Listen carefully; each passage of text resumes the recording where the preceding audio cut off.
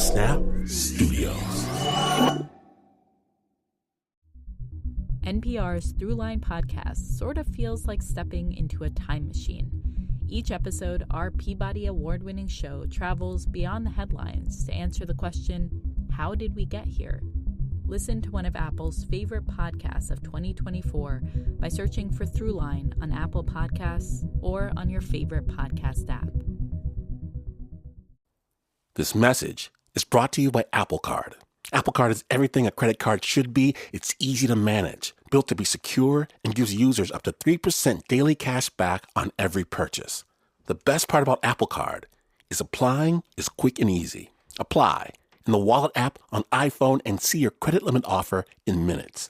Subject to credit approval, Apple Card by Goldman Sachs Bank, USA. Salt Lake City branch, member FDIC. Terms and more at applecard.com.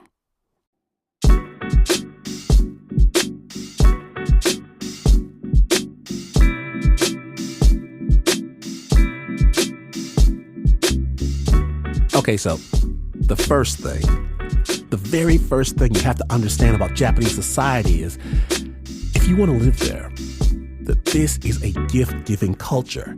If you're granted the high honor of paying exorbitant rent to your landlord, you got to give them a gift for their generosity of spirit. Or if you're meeting a potential business client, bring a gift. The mailman look at you funny, give him a gift. Gift. How does anyone afford it?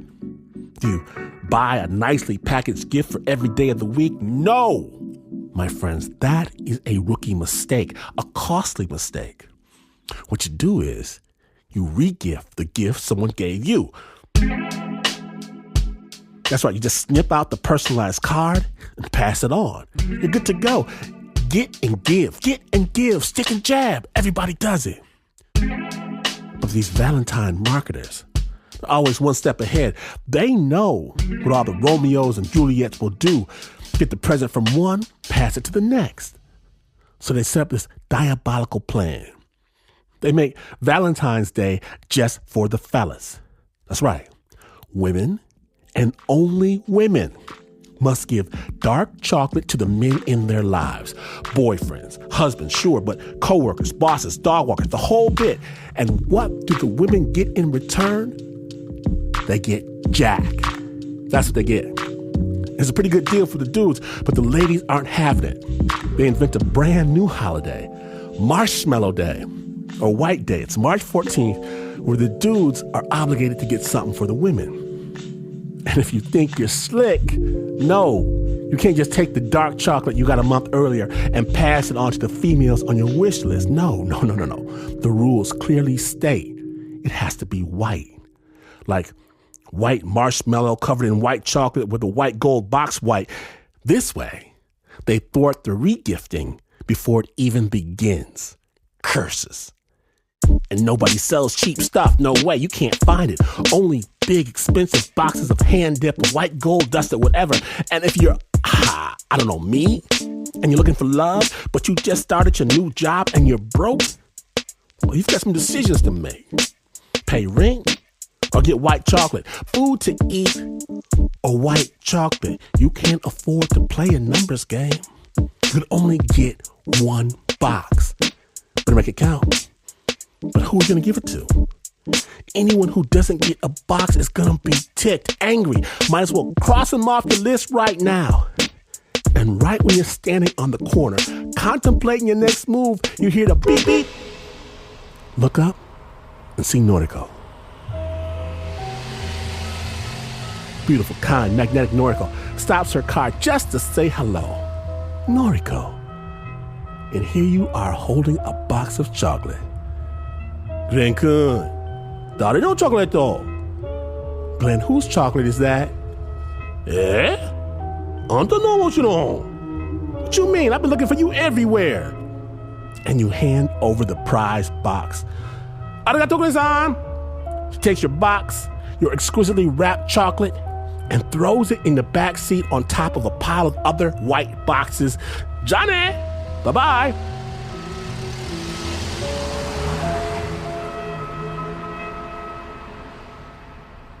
She drives off Probably to spend some time with someone she actually likes.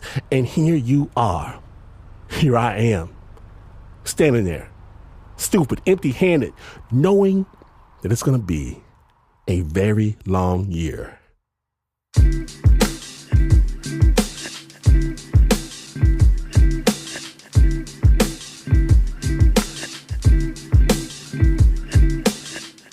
Today, on Snap Judgment, Marshmallow Day. Stories of it not quite working out.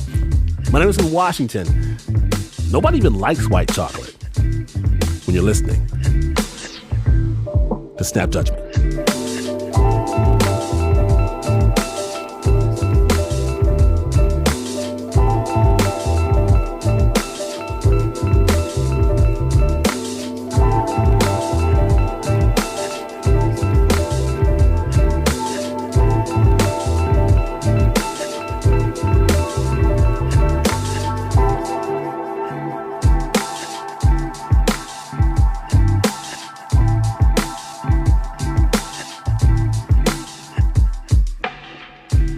We begin in classic Marshmallow Day style with a story about putting all those feels on the line, scaling the nearest rooftop, battling the opposing suitors, dropping to one knee, and finally listening close, getting real quiet, wondering what's the world saying back. Our story begins a couple of years ago when Boston writer Katie Simon, she's on assignment in the old country, in Belarus. She's renting an apartment for the 3 days she has left on her visa, and meeting her at the door of the building, keys in hand, is a young man. Katie, take it away.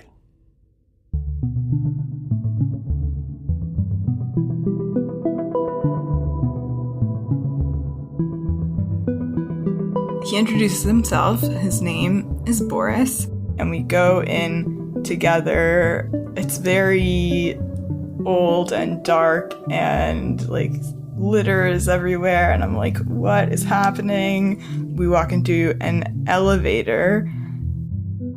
All of a sudden, I can smell him. Oh, I want to be near you. This has only happened to me a couple of times. As the elevator goes up, I sort of find myself leaning towards him to like drink in that smell. He was wearing headphones around his neck. He had these electric blue shoelaces. Like, these little things make me curious about him. And I'm sort of seeing all of this through the haze of being pretty exhausted. So it's significant to me that I am this interested in somebody new when I am also very interested in going to sleep. I leave the elevator first, and my brain is spinning a little bit. He literally has the apartment keys in his hands and is putting them down on the table in the apartment I'm about to stay in. Oh no, I have to find a way for this to keep going.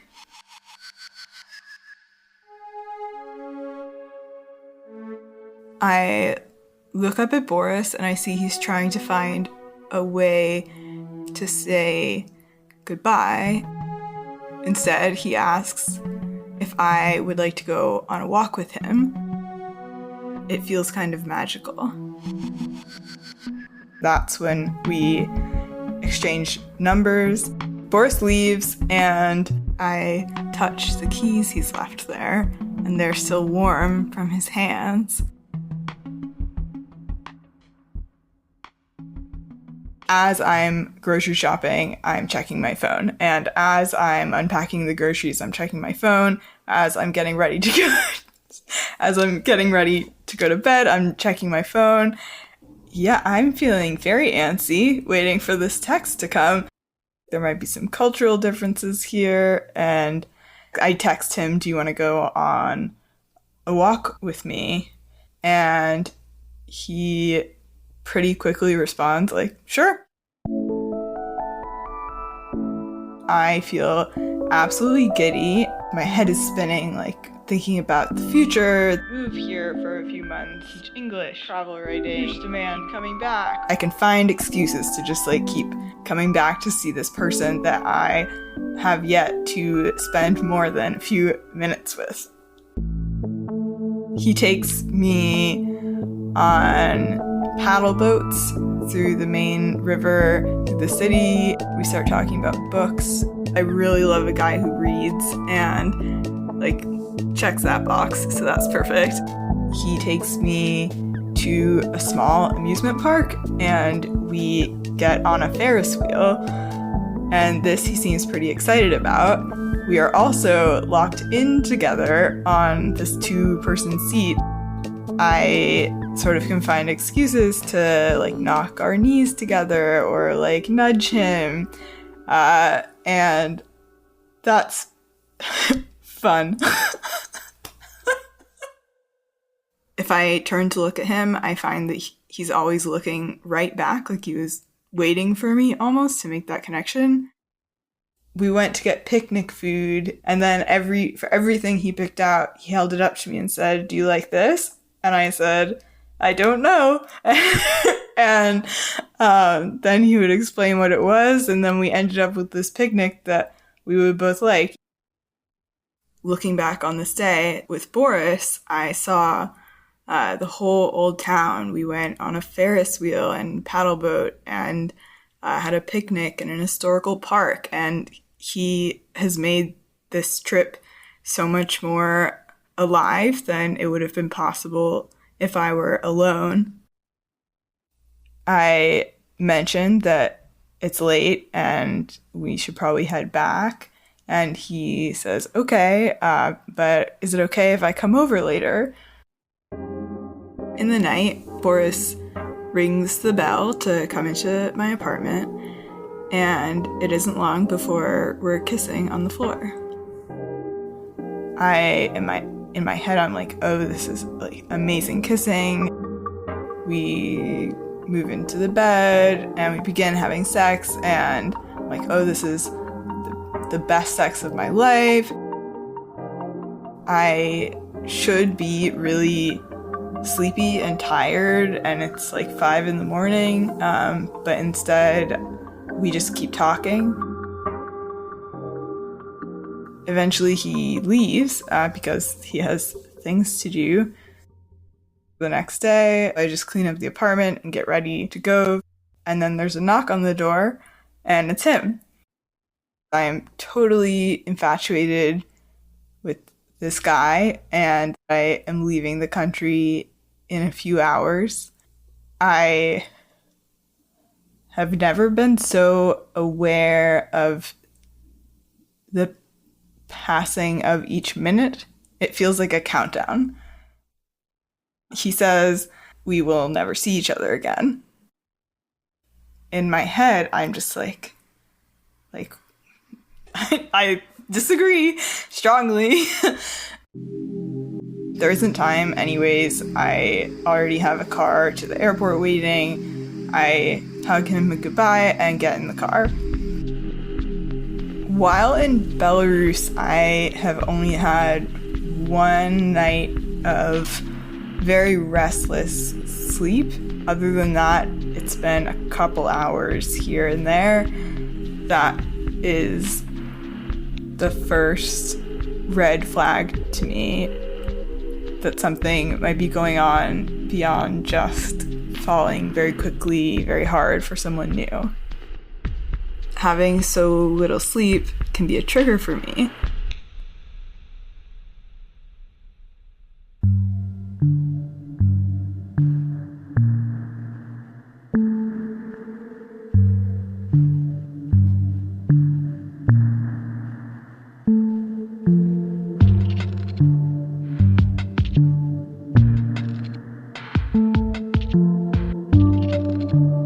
Hang tight, Snap Nation. When we return, Katie finds out exactly what this trigger could release. Stay tuned.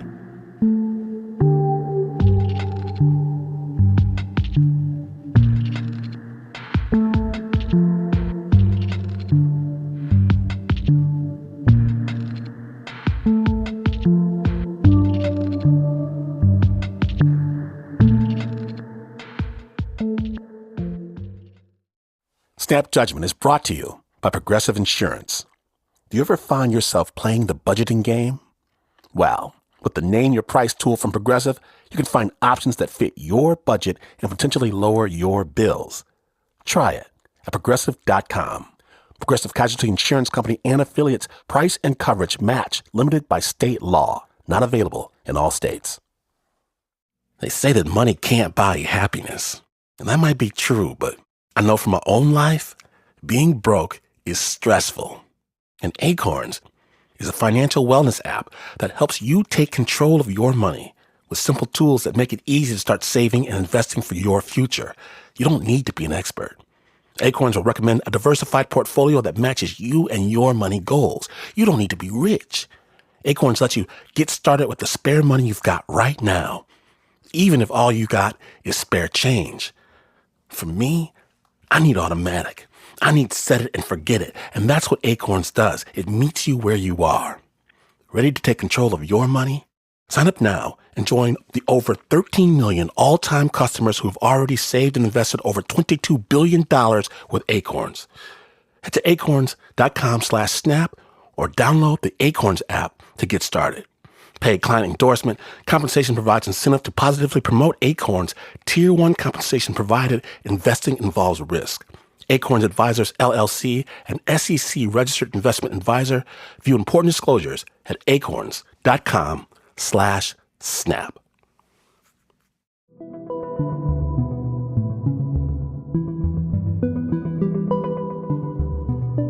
Welcome back to Snap Judgment. You're listening to the Marshmallow Day episode. When last we left Katie, she just departed Belarus where she fell madly and deeply in love with Barys. And now that she's back home, things are about to get real complicated real fast. Snap Judgment. I come home and I can't stop thinking about Barys. I know we'll see each other again. I go and see my friend for dinner. I start to tell her about Barys and I won't drop the subject. She says, I don't really understand why you're talking about this so much given that he lives so far away. I become frustrated with her and she notices and she says, Katie, you seem to be talking a lot nonstop, overly focused on something. You're sort of confident, but I don't think it makes sense. She asks me, have you seen your psychiatrist recently? I was diagnosed with bipolar disorder when I was 19 years old. Bipolar disorder is a mental illness in which people suffer both depressive episodes, feeling very low, and then elevated mood episodes. When my friend suggests that I might need to see a psychiatrist, she's gesturing towards those previous bipolar episodes. I remained irritated at her. I don't want to do that. Like, nothing's wrong. Everything's great. I'm in love with this guy. But since I already had a checkup the following week, I decided there was no harm in at least just doing that. I walk into my therapist's office and sit down on her leather couch, leaning back against the same familiar pillows. I've been here 1,000 times before. I am drumming my fingers against my knee. I am leaning forward. I'm telling her about Barys, who I find so important. Barys and I have sent messages back and forth. There is this ongoing spark. I think we'll be great together as a couple. Like, maybe I'll end up living on the other side of totally certain that things will work out. She interrupts me when I'm a few sentences in and says, "Are you aware of how fast you're talking?" No, I don't know.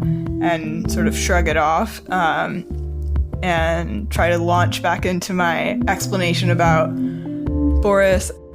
She interrupts me and says, Katie, I think that you might be having symptoms of a hypomanic episode. I feel resistant, just how I felt with my friend. She tells me that I need to get a new psychiatrist. The idea of trying out different medications that might make me have unwanted side effects, that was really at the bottom of my want-to-do list. I'm afraid of losing my feelings for Barys. I crash into a depression. I am lying in bed for hours at a time, sleeping maybe 16 hours a day. There is an overlap between how love and infatuation work on a chemical level and how a manic episode might work on a chemical level. So what's going on here? Am I able to trust myself within this mental illness? Am I able to trust my judgments and my memories?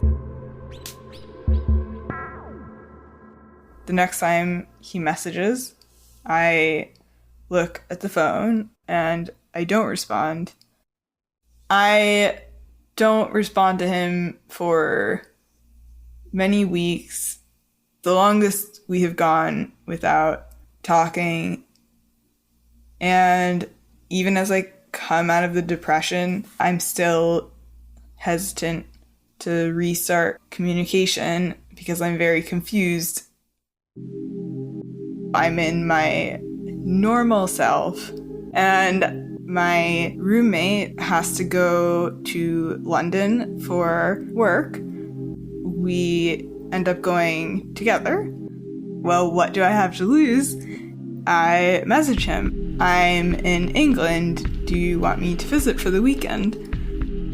He replies yes, very quickly. I spend the rest of the week fantasizing hard about what that weekend will be like.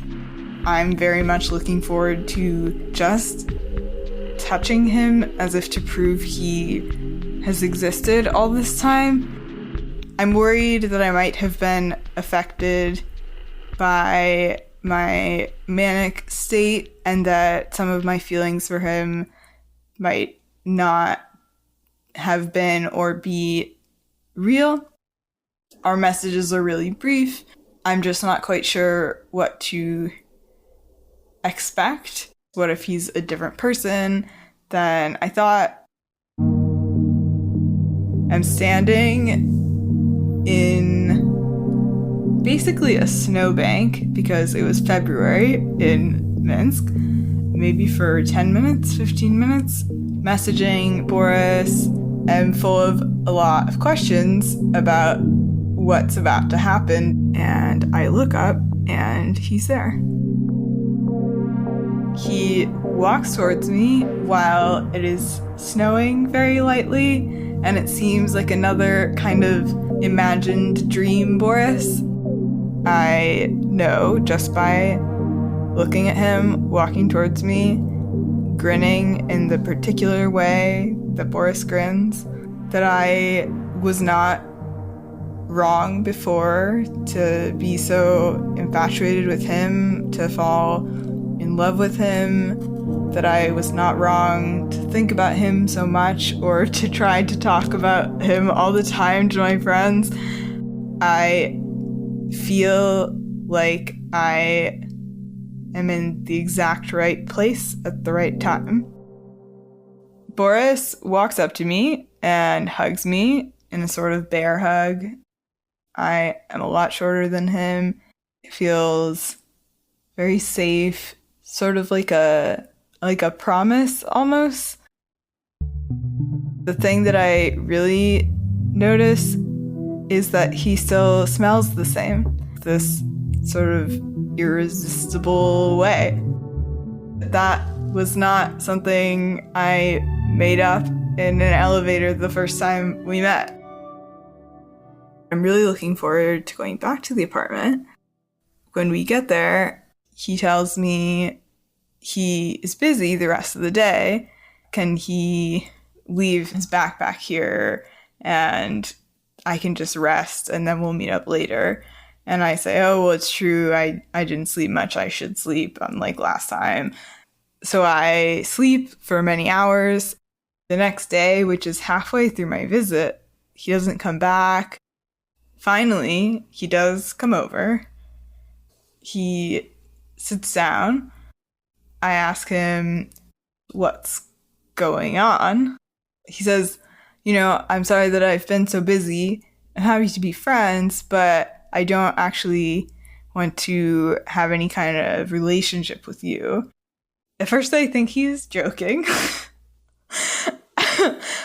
And then he explains about his recent breakup. I try to just sort of grin and nod and get through it, and pretty soon excuse myself to go to the bathroom. I slide down onto the floor and hug my legs to myself. I can hear him shuffling around outside, waiting for me to come back, but I feel like I'm on the verge of crying. It feels even colder in this bathroom right now than standing outside in the below freezing snow. We hung out as friends for the rest of my visit, and it was lovely and also soul-crushing. And I left Minsk a couple days later, and I sort of walked into the rest of my life. The fact that I could visit him, recognize that my feelings for him are real in person. It hadn't all been some manic obsession with the sky, made me trust myself more. I have always been grateful to myself for finding out the final answer. Like, I am still in there, able to fall in love.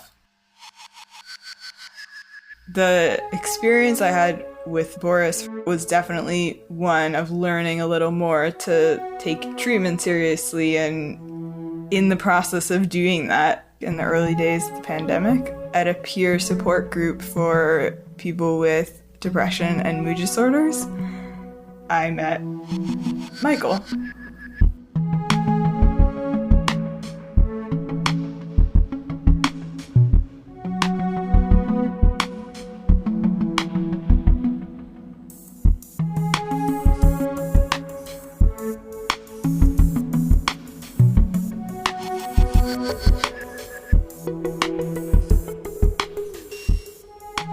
Big thanks to Katie Simon for sharing this story with Snap. Katie's currently working on a book about bipolar disorder, about falling in love, and the stories that we pass down from generation to generation. To find out when that drops, check out our website, snapjudgment.org. The original score for this story was by Renzo Gorrio.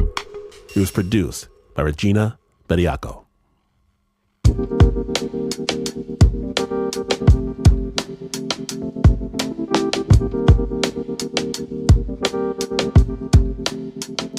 Now, in the spirit and to get you ready for our next Marshmallow Day story, we're going to bump a rare Snap Music Spotlight.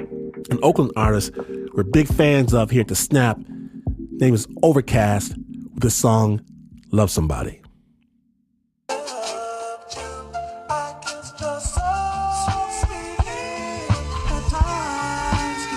My nephew was just born today. I'm an uncle. It's Uncle Raps. Yeah.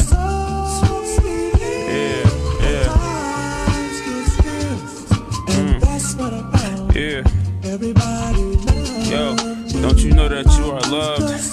It was potent, it was coated with the hug. You control it, you can throw it like a dove and let it rain down over you above. Or you can take it to the bank with a deposit, and you can pay it for the pain that's out of pocket. And you can say it to her face, and you can stall it and put it all in your pocket and save it all for yourself. Yo, ain't that selfish? Getting older, getting over what I held in.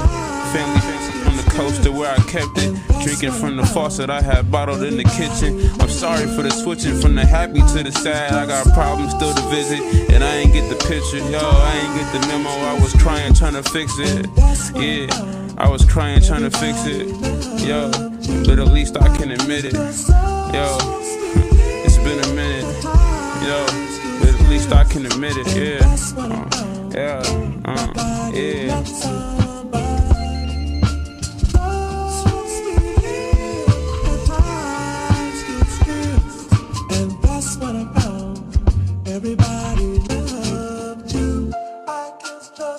Yeah, but I still got love. But I still got love. But I still got love. Ovrkast, Ovrkast, with the song Love Somebody. Congratulations on the new member of the family. That's beautiful.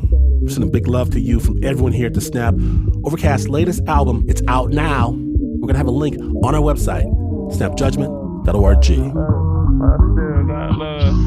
Yeah, oh, my mama just sent me a picture of my nephew. Wow.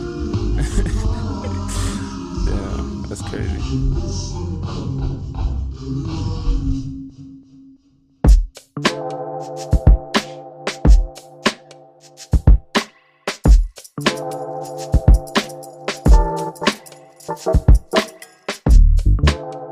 Now, don't go anywhere, Snappers, because after the break, we hear from another Katie who discovers, yes, another Katie.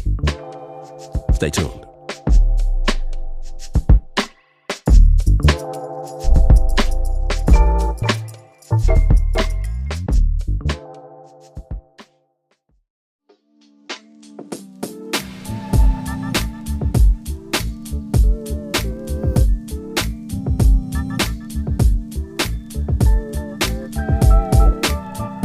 Welcome back to Snap Judgment, the Marshmallow Day episode. My name is in Washington. Now then, you've always imagined, haven't you, that there's another you out there somewhere. I know I have. A secret twin, a hidden doppelganger. Well, what if you knew exactly where she lived?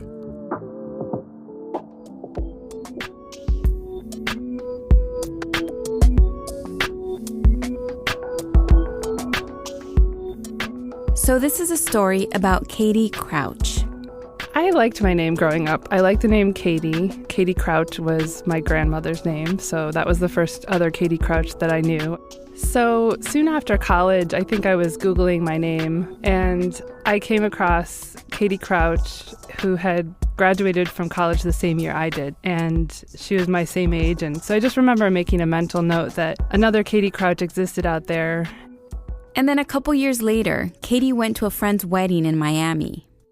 And this guy came up to me that I'd never met, had a big smile on his face, and he said, "Excuse me, are you Katie Crouch?" And I said, "Yes." And he said, "I know the other Katie Crouch." And as it turned out, the other Katie Crouch also had red hair, also worked in publishing, and at the time also happened to live in San Francisco. So it kind of brought her into reality even more. Like, is this really my doppelganger? Are we destined to meet? So when I got back to San Francisco, I emailed her. I wrote something like, "How crazy, we both live in San Francisco and have the same name. Let's meet up." And there was no response. Katie eventually moved to New York City, looking for a change of scenery. And almost immediately, she started receiving online friend requests from people looking for the other Katie Crouch, who was now also living in New York City. For Katie, the coincidences just kept stacking up. So she decided to email the other Katie again, suggesting they meet up. And she got it. And I know that because she responded, "Neat, take care." Her response really shut me down. I was disappointed. I thought, well, maybe it ends there. I moved back to San Francisco, and I'd be at different establishments like Kabuki Springs Spa or REI, or different places where they say, "Oh, Katie Crouch on Upper Terrace." And I would say no. And I realized that's her. She's back. She lives in San Francisco again. I can't believe it. I gave it one more shot. So I sent her an email. I think it was brief. Hey, you live up the hill from me. We should meet sometime for coffee. We're both back in San Francisco. And she never responded. It sounds like such a sad story from my perspective. I just kept reaching out like, this can't be. You have to be more open to this. But clearly, and for whatever reason, the other Katie Crouch wasn't open to this. So Katie resolved to move on and leave the other Katie Crouch behind her. Although that proved to be kind of impossible. I received an email from Katie's mom with a link to vacation photos on Walgreens.com. I went to Walgreens.com and created an account so that I could look at the photos. Photos of Katie and her family by the lake. And I saw that she had just had a baby girl. I realized that this was not a window into her life that she had granted me by any means. But it made me feel good to see her happy with her baby girl by the lake. And I responded to her mom and said, "You got the wrong Katie. You must have the email wrong." I think I knew at that point there would be no way to shut it off because the emails and the phone calls and the crossed wires just kept coming. And then came the book. In 2008, the other Katie Crouch published her debut novel, Girls in Trucks. It got raving reviews and secured a spot on the New York Times bestseller list. And I immediately started receiving congratulations and accolades. Someone actually sent me a clipping of the review and said, "Congratulations, when did you find the time?" I saw it on the shelves in tons of places, and so did friends of mine who would take a picture of it on the shelf and text it to me and say, "Here's your book." I was a creative writing major. I wrote fiction and poetry in college, and I work as an editor in publishing. So just the fact that I had not yet published a novel was kind of rubbing it in my face a little bit that she was out there and she was quite successful with it. From that point on, Katie's online existence was pretty much usurped by the other Katie Crouch. Google the name and you get links to Katie Crouch, best-selling author, Katie Crouch, Girls in Trucks. So this Katie's one solace. She got to Twitter first. I do have the Katie Crouch handle on Twitter. She had to be Katie A. And that felt good, just to claim a little piece of the online world for myself. I think at that point, my attitude was just to be a good neighbor and forward messages along that were misdirected. But I stopped trying to be too friendly about it because I felt like for whatever reason, she really didn't want to know me. 2 years ago, Katie got a text from a good friend. "OMG, Katie, she's writing about you," and sent the link. So obviously I clicked the link and was quite amazed to see what she had written. The other Katie Crouch had just published an essay on Aussie.com, an online magazine. The title was The Other Me. It was about me. Obviously, my first impulse was to make sure that I came out looking okay. Like, is she going to make me sound like a jerk? So I read it really fast, and then I read it more slowly. The essay is quick and punchy.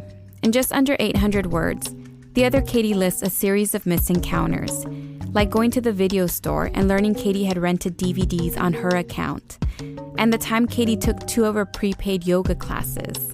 And then she met someone who happened to know Katie and had great things to say about her. She didn't make me look bad. She made me look great. She made me sound friendly and open. But instead of feeling compelled to meet this Katie because of all they shared in common, one of the last lines of her essay is, "It's not you. I just don't want to know." Why? What is she doing writing about it? If you really wanted to pretend that I don't exist, maybe don't write an essay about me in a magazine that has thousands of readers. I knew the minute I finished reading it that I was going to write a rebuttal. I got an email saying the other Katie Crouch's essay is up and you should read it. It's funny. This is the other Katie Crouch, who published the first essay, and to my surprise, was very willing to talk about it. I remember going to Ozzy.com, and I had sweaty palms, and my heart was beating. I was nervous because it was going to be someone else talking about me, and I clicked on it, and it was, very disarming. Katie's essay was a lot more candid and forthcoming. She talks about her desire to meet her doppelganger. She talks about the rejected emails and also the impact of Katie Crouch's novel. But it's the end of her essay that really struck this Katie Crouch the most. I felt a little like I had my hackles up because that last line, which reads, "A few years ago, she became a mom. Last year, I did too. I thought I saw her sitting outside a cafe downtown last week, staring into her smartphone. We'd have so much to talk about. The forces of the universe insist that we're two sides of the same coin, but I want a better ending. The writer in her should too." It's such a taunt. It's such a taunt.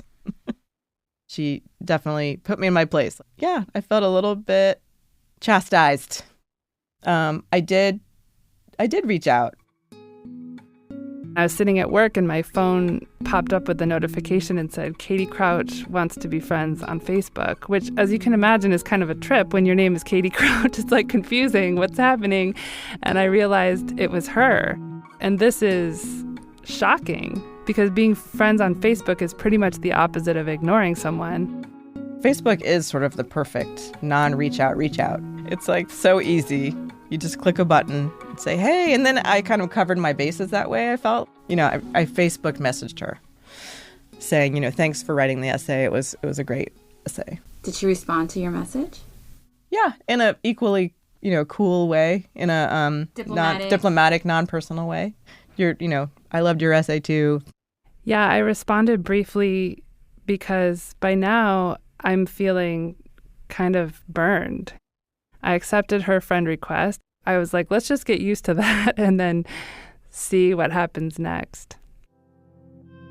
But as the months passed by, there would be no other direct messages or posts between the two Katies. It seemed like this was it. 2 dueling essays for the record and the status of Facebook friends. But really, after all these years living somewhat parallel lives, this is how their story is going to end? We're recording? We are recording. Great. So, Katie, I'm going to hand you over to Katie. Hello. Hi, Katie. Hi, Katie. It's Katie. It's Katie Crouch. Hi. It's Katie Crouch. So I knew arranging this phone call was going to be risky. Like, where is this conversation going to go? Which does lead to some early awkward moments. I'm feeling strangely I'm not even strangely, I'm just feeling nervous. I'm totally nervous. This is a big moment. Wow. So, where do we start? It started slow. During the first few minutes, they filled the air with small talk. But of course, there's an elephant in the room, and the question is, who's going to address it first? So I didn't know if something changed after the essays, like I became a real person to you that you might want to know, and before that I was sort of an inconvenience. No, you were never, Katie, you were never an inconvenience. I didn't quite know where it would go if we met. And also, I don't know. I wanted to hold on to my individuality. It's Katie Crouch. It was just about me, really. It was all my buried anxieties and neuroses. But it's nice to talk to you now. I had no idea what your perspective would be on the whole thing. And I was really motivated to write my response. I don't know if you expected that or knew that it was coming, but I just felt like it was inevitable that I had to respond. Well, I was definitely surprised that you wrote an essay, but I wasn't, it made sense, I wasn't like, I think your essay was a little more barbed than mine was. So one line in your essay was particularly prickly to me, and maybe you didn't mean it to be, and that was that you picked up my book, Girls and Trucks, and read it, and then your next line was, I didn't want to like it, and then period. And then instead of saying, but I did like it, you said something like, you said something else. so it just... No, it means I did like it. I felt jealous about it, and you sort of blew me off. So I was like, I hope this is just terribly written. And I guess I meant for that to be a little bit hanging, like implying, yeah, I grudgingly really liked it. Well, I'm glad you liked it. But you're right. Yeah, I was sensitive. I am very sensitive about my writing, and I was, even though I pretend not to be. I don't care if she doesn't like it. She doesn't. I wasn't super sensitive about that because I was just feeling envious and a little hurt. I'm sorry. I'm sorry. Oh. Well, thanks. I get it. I think the truth is we are really different people. And the proof of that is how we've communicated thus far really differently. Right. Yeah. But your essay drove it home to me that yes, this is a real person and, not just an idea. And it's much harder to say no or to ignore a real person than an idea of a person. So I think that's what changed. And the fact that the essay was so honest and I liked that it was barbed. It makes for good writing. It was honest. The conversation takes a detour here. They give each other a status update. The first Katie moved to Chicago back in August. The second Katie just had another kid and is actually taking off to Africa for a year. And the first Katie opens up about choosing to have her son on her own. I don't know if you knew that I had him on my own. Which I think is completely amazing. Thank you. I mean, really, I had wanted to do that for the longest time, and then something else happened, but I think but that would have been really crazy if we'd both done that. Oh my gosh. We would have met a lot sooner because it's a very tight group in San Francisco. Yeah. I was actually the organizer for Single Moms by Choice in San Francisco until I moved away, so I was pretty active in that group of amazing kick-ass women. Wow, that's awesome. Yeah. I knew you were better than I was. Ah, stop it. And you play the violin. Okay. I'm not perfect, Katie Crouch. You are to me. Oh. Okay, so however you guys want to wrap it up. It's a tough one. What if we never talk again? Well, while you're out of the country for a year, maybe we could both reflect on what happens next.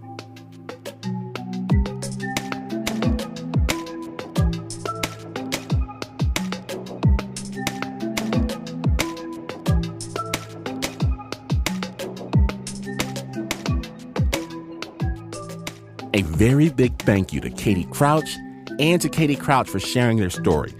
This was done in collaboration with Ozzy.com. We love the Ozzy. Check them out, the online magazine that published both Katie's essays.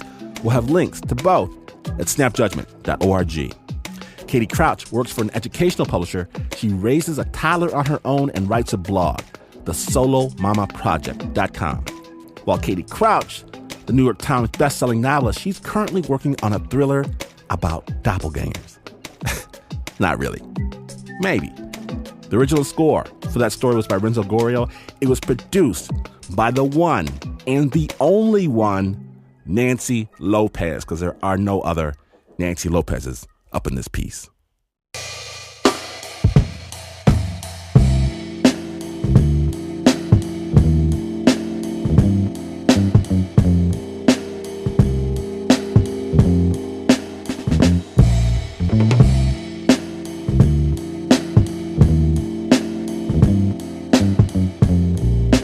Can you even believe it?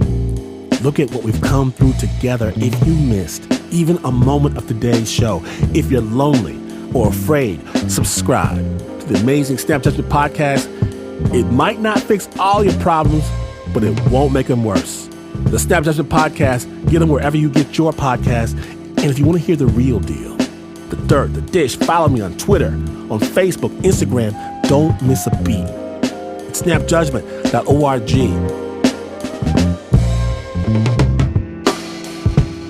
Snap is brought to you by the team that would never eat corn chips out of the bag over the sink and wash it down with stale 2-day-old soda for breakfast. No self-respecting snapper would ever treat themselves so poorly. Except for maybe the Uber producer, Mr. Mark Ristich. Shayna Shealy, Marissa Dodge, there's Papasini Miller, Anna Sussman, Renzo Gorrio, John Facile, Nika Singh, Teo Ducot, Leon Morimoto, Flo Wiley, Nancy Lopez, and Regina Bediako. Wow, this is not the news. No ways it's the news. In fact, you could luxuriate on a huge, fluffy marshmallow, just laying back and taking a bite out of its delicious gooiness whenever the mood strikes, only to wake up flailing underwater in the pool, vowing to never ever fall asleep on a flotation device ever again. And you would still not be as far away from the news as this is. But this is PRX.